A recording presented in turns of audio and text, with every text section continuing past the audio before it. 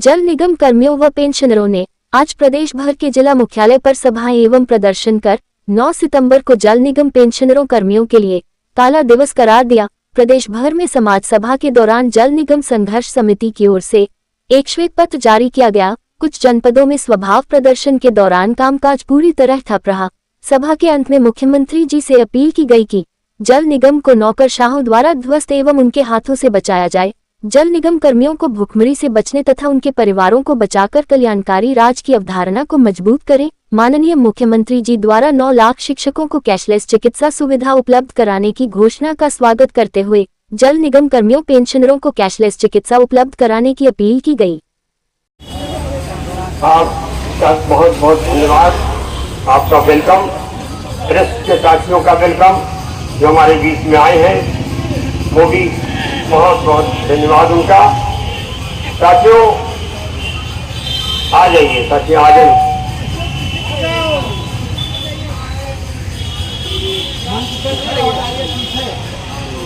मैं कोई अपेक्षित नहीं हूँ।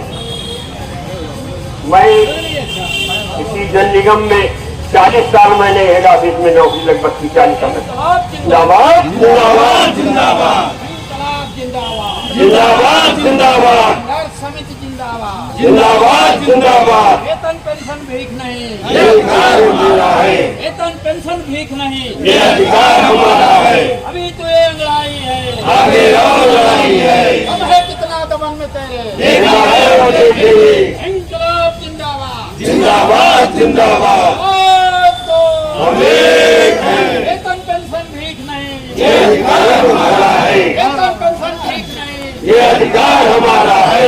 इंकलाब जिंदाबाद जिंदाबाद जिंदाबाद इंकलाब जिंदाबाद जिंदाबाद जिंदाबाद। अभी तो ये लड़ाई है, आगे और लड़ाई है। अभी तो ये लड़ाई है, आगे और लड़ाई है। इंकलाब जिंदाबाद जिंदाबाद जिंदाबाद इंकलाब जिंदाबाद जिंदाबाद जिंदाबाद। आंसू नहीं शोर करना चाहिए। और चंद पंक्तियां साथियों कि हवा का रुख बदलो अगर हवा खुशगवार नहीं, हवा का रुख बदलो अगर हवा खुशगवार नहीं। और शासन प्रशासन से हर वक्त रहो चौकन्ने, इसका कोई एतबार नहीं।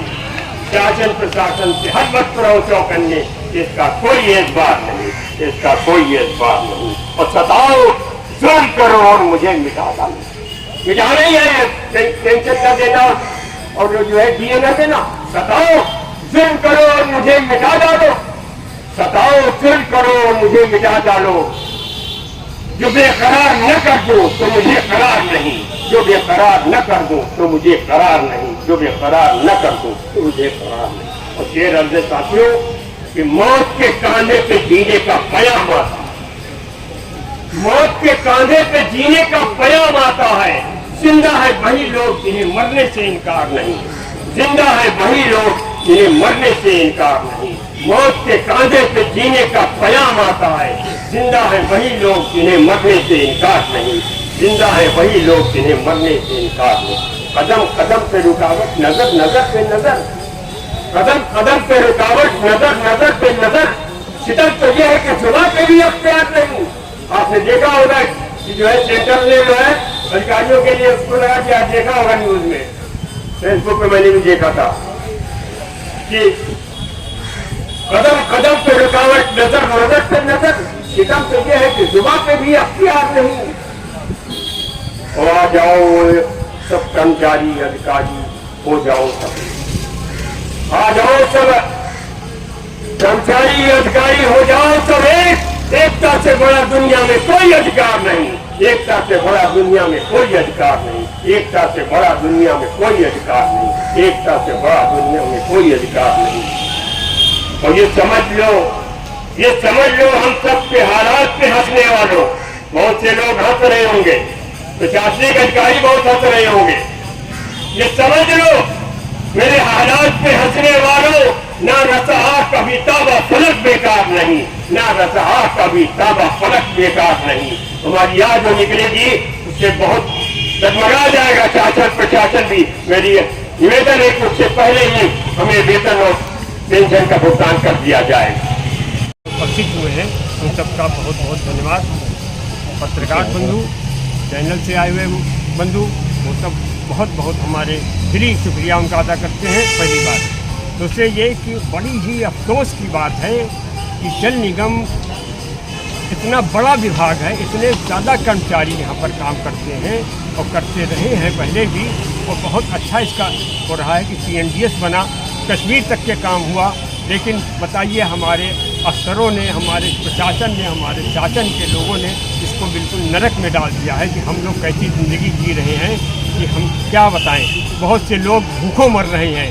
7 महीने से सोचने की बात, 7 महीने से वेतन नहीं मिला है, हमारा DA नहीं मिला है। 212%, बताइए 253% DA होना चाहिए था, वो नहीं मिल रहा है। सेंटेज नहीं मिल रहा, बताइए सेंटेज हमारा 15.5% था, 15% से घटा के 12.5% किया, अब और घटा दिया है, अब 5% कर दिया। बड़े अफसोस की बात है। मेरी मांग है शासन से, शासन में बैठे हुए बहुत आला अधिकारियों से, मुख्यमंत्री जी से और तमाम मंत्रियों से, ये जो हम लोग धरना आज काला दिवस मना रहे हैं, मजबूरन मना रहे हैं, क्यों हमको विवश कराया गया। अतः आपसे बहुत विनम्र निवेदन है, आप सबसे जो अधिकारी हैं, प्रशासनिक अधिकारी हैं और जो शासनिक अधिकारी हैं, वे इस ओर तुरंत ध्यान दें और तुरंत हमारा बकाया 7 महीने का वेतन और DA का भुगतान कराने की भरसक प्रयास करें। हम भूखों मर रहे हैं, हमारी चिंता की जाए, यही हमारा अनुरोध है, यही हमारी अनुरोध। अगर आज का आपका ये संघर्ष जो हो रहा है काला दिवस के रूप में, फिर भी अगर सरकार नहीं सुनती है तो आगे आपका क्या रणनीति है? एक भूख हड़ताल, यही सब आत्मदाह, यही सब करने पे हमें मजबूर कर रही सरकार भी और प्रशासन भी मजबूर कर रहा। हम जो है यही करेंगे। आपने अपनी मांग कहाँ तक? अरे मैंने माननीय पूर्व मुख्यमंत्री अखिलेश यादव जी के वहाँ गया था मैं 15 अगस्त में। वहाँ पर उन्होंने मुझसे कहा कि मैंने उन बात बताई कि 7 महीने से मुझे वेतन नहीं मिला, मेरे कर्मचारियों को, अधिकारियों को वेतन नहीं मिल रहा है। उन्होंने तुरंत कहा कि हाशमी जी आप हमें लिख के दीजिए। मेरे पास लिखा हुआ रखा है पत्र, मैंने दिया है जा करके, उस पर उन्होंने एक्शन भी लिया, लेकिन अभी तक। और मैंने रविदास मेहता MLA पूर्व क्षेत्र के उनको भी दिया। उन्होंने फौरन प्रमुख सचिव को लिखा, मेरे पास वो भी पत्र मौजूद है, उसकी मैंने रजिस्ट्री की है, मौजूद है।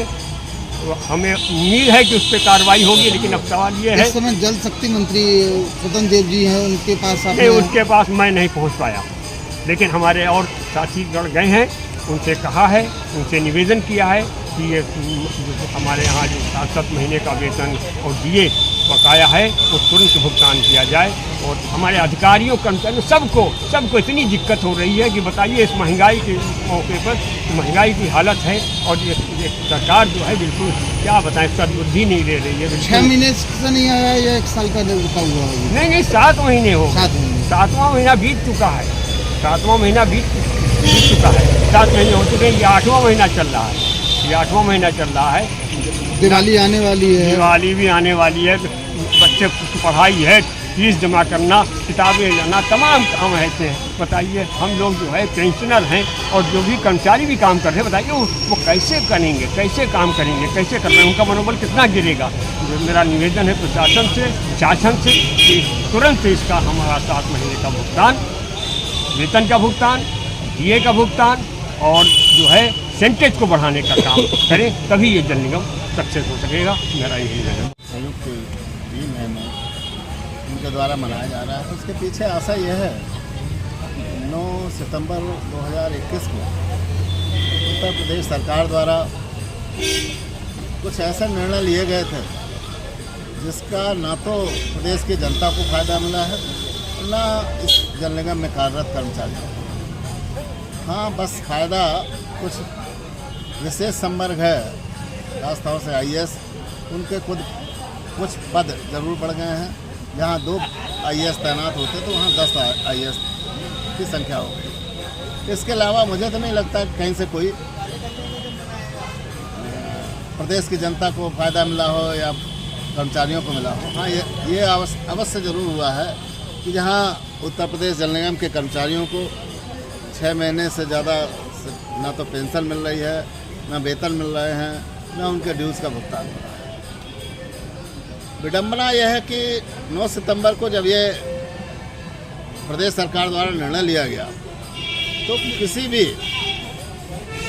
नियमावली का ना तो पालन किया गया, न संवैधानिक व्यवस्था को ही उसमें अमल में लाया गया। एकदम से 9 सितंबर को शटर डाल दिया गया, जो जहां था उसको वहीं मानते हुए आगे की कार्रवाई प्रारंभ कर दी।